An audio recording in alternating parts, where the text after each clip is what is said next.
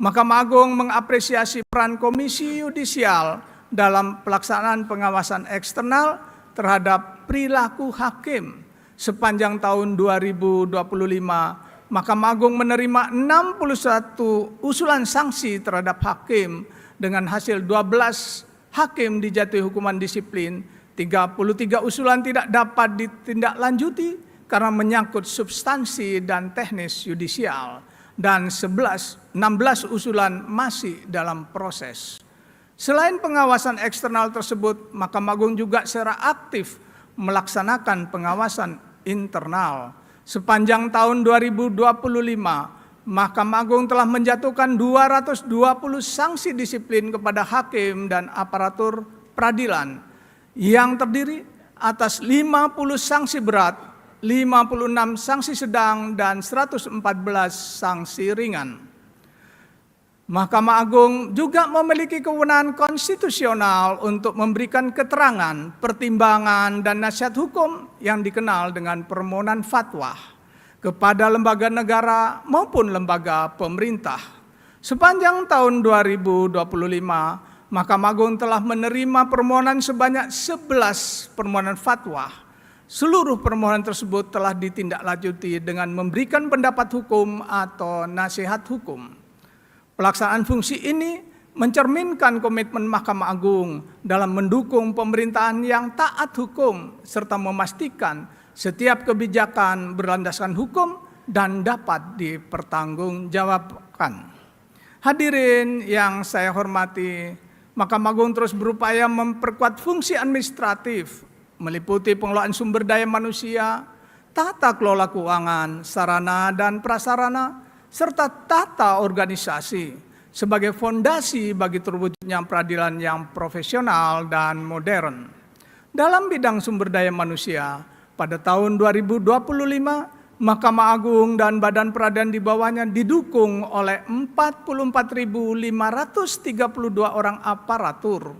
Jumlah tersebut terdiri dari 48 hakim agung, 9 hakim ad hoc pada Mahkamah Agung, 8.544 hakim pada pengadilan tingkat pertama dan tingkat banding, 457 hakim ad hoc pada pengadilan tingkat pertama dan banding, 10.520 tenaga kepaniteraan, serta 24.954 tenaga kesekretariatan. Sepanjang tahun 2025, Mahkamah Agung telah melaksanakan pengembangan kompetensi melalui 28 pelatihan teknis dengan 6.004 peserta, serta 50 pelatihan di bidang manajemen dan kepemimpinan dengan 13.759 peserta. Selain itu, Mahkamah Agung memperoleh apresiasi dari Badan Kepegawaian Negara atas keberhasilan menyelesaikan disparitas data kepegawaian hingga 100%.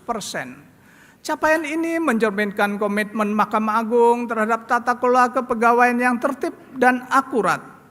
Dari sisi pengelolaan keuangan, pada tahun 2025, Mahkamah Agung memperoleh pagu anggaran sebesar 13.145.486.448 rupiah dengan realisasi sebesar 12.891.521.173 rupiah atau realisasi sebesar 98,12%. Capaian ini mencerminkan tingkat penyerapan anggaran yang sangat optimal dan pengelolaan keuangan yang efektif.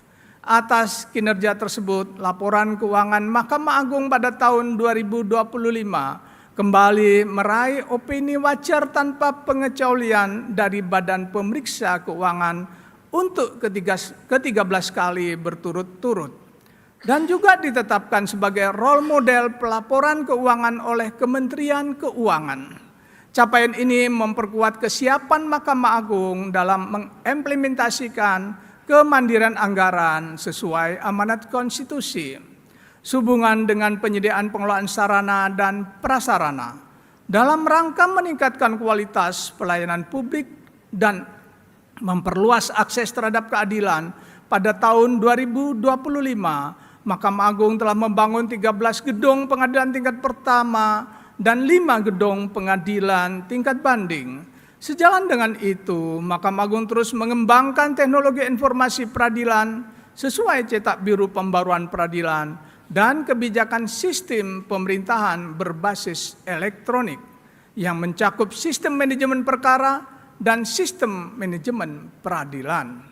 Dalam pengelolaan organisasi, Mahkamah Agung mengelola 930 satuan kerja yang terdiri atas kepanitraan Mahkamah Agung dan 6 unit eselon 1 di pusat, serta 923 satuan kerja di daerah yang meliputi 416 peradilan umum, 446 peradilan agama, 38 peradilan tata usaha negara, dan 23 peradilan militer.